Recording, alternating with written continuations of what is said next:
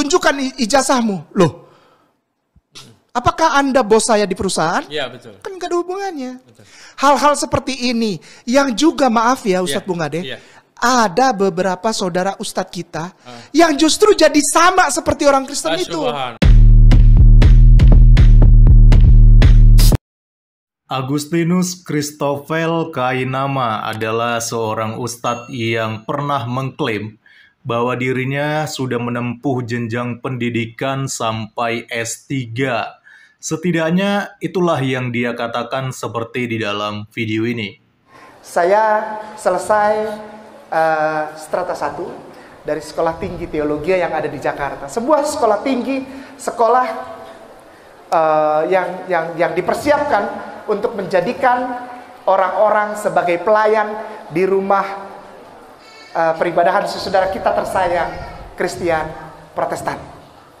Saya Protestan. Dan saya selesai sekolah itu. Saya tersertifikasi. Ini bukan ria, ini bukan sombong, tapi ini pertanggungjawaban. Agar setiap orang tahu bahwa tidak boleh sembarangan ketika kita mengungkapkan sesuatu tanpa pertanggungjawaban dengan data yang valid, data yang benar, data yang tepat, data yang sah, legal.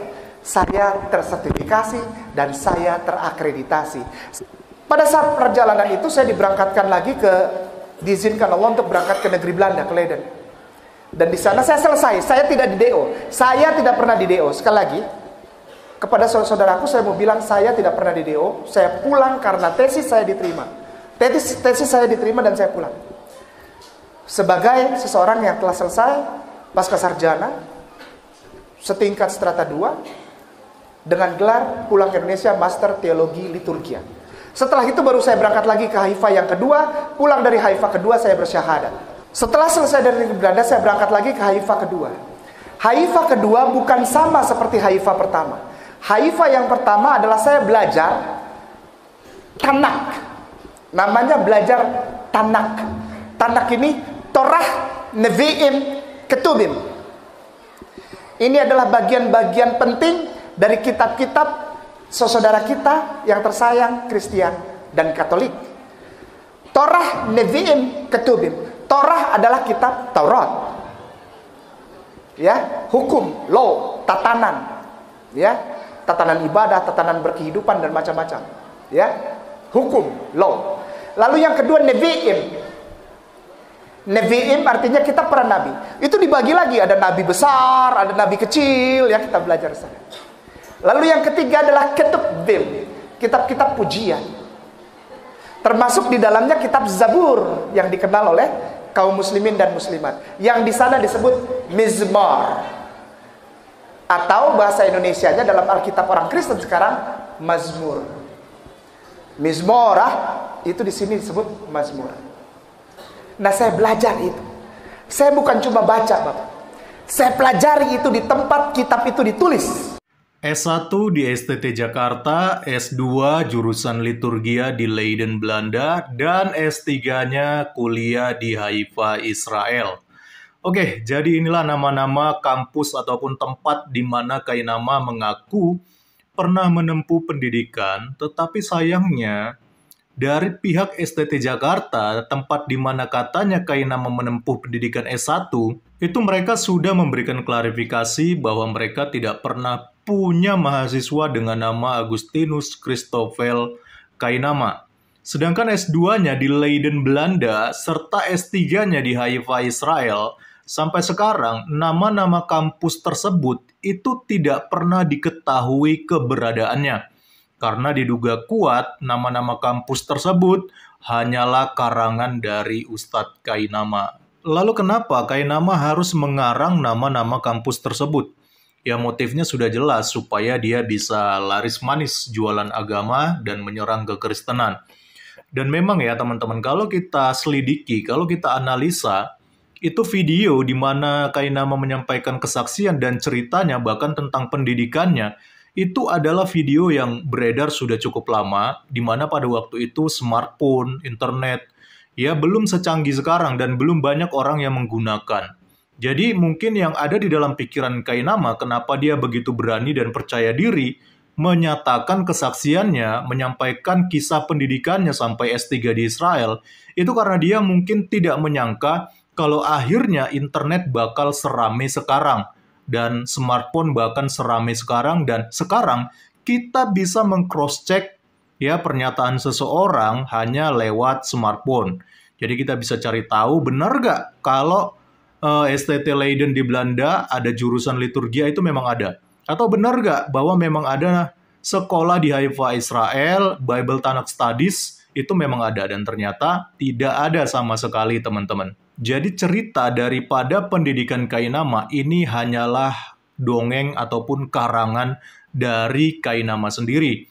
Karena sampai sekarang pun Kainama belum bisa membuktikannya di hadapan publik. Nah, ternyata yang menganggap bahwa pengakuan Kainama mengenai pendidikannya hanya sebatas karangan dan dongeng, itu bukan hanya kalangan Kristen saja yang berpikiran seperti itu.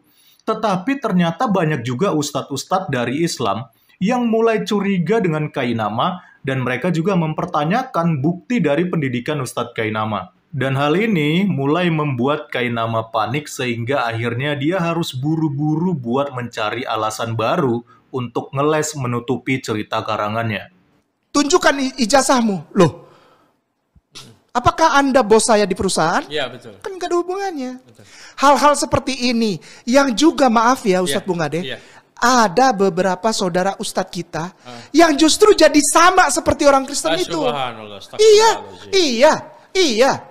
Ini malam ini saya mau bilang, kenapa saya sepertinya menjaga jarak dengan beberapa Ustadz? Bukan menjaga jarak karena benci. Karena saya seperti tidak ada semangat dengan Ustadz-Ustadz itu. Kenapa? Apa bedanya Ustadz itu dengan orang-orang Kristen yang menuntut saya menunjukkan ijazah, menunjukkan paspor? Betul.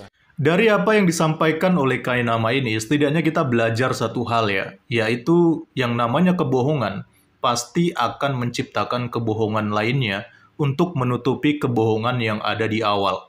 Kainama sudah terlanjur mengaku bahwa ia sebagai lulusan S3, dan berhubung karena dia tidak bisa membuktikannya, dan juga tidak punya bukti ataupun ijazah, maka satu-satunya cara untuk menghindari orang-orang yang mencecar dia seputar pendidikannya adalah dengan mencari alasan demi alasan lainnya, agar ia sendiri tidak menanggung malu yang teramat besar. Inilah yang disebut sebagai kebohongan akan menciptakan kebohongan lainnya.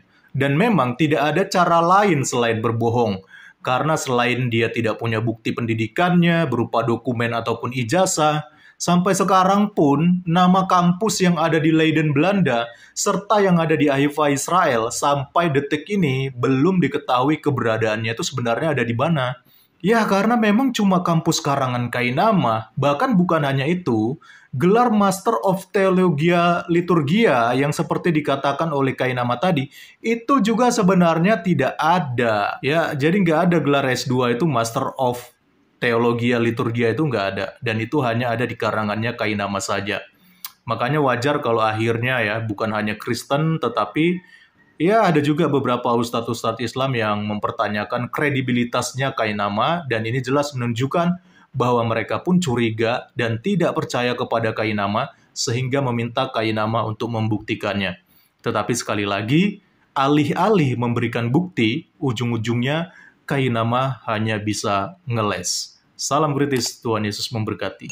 Shalom.